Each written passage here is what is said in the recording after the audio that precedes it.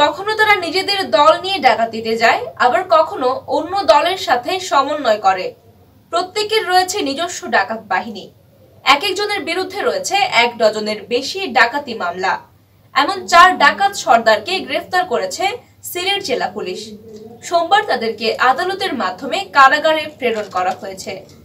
গ্রেফতারকৃতরা হলো কিশোরগঞ্জ জেলার নিকলি থানার রসুলপুর গ্রামের মোখলেসুর রহমান, সিলেটের বালাগঞ্জ উপজেলার নওশিরপুর গ্রামের আবুল হোসেন রিপন, ওসমানীনগর উপজেলার পশ্চিম তিলপাড়া গ্রামের মুহিবুল্লাহর ছেলে নজরুল ইসলাম ও মৌলভীবাজার জেলার রাজনগর থানার রশিদপুর গ্রামের সুজাত আলী।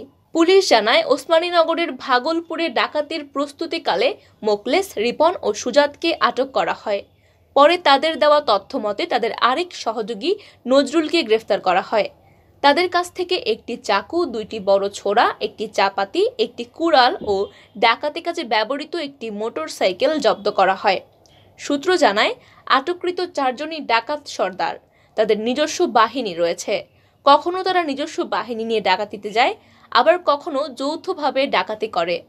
গত শনিবার রাতে তারা ওসমানীনগরের ভাগলপুরে যৌথভাবে ডাকাতির প্রস্তুতি নিচ্ছিল। সিলেট জেলা পুলিশের সহকারী মিডিয়া অফিসার পরিদর্শক শ্যামল বণিক জানান, আটক মোখলেসুর রহমানের বিরুদ্ধে সিলেট বিভাগের বিভিন্ন জেলায় হত্যা, চুরি ও ডাকাতি সহ 12টি মামলা রয়েছে। আবুল হোসেন রিপনের বিরুদ্ধে 8টি, নজরুল ইসলামের বিরুদ্ধে 4টি মামলা রয়েছে।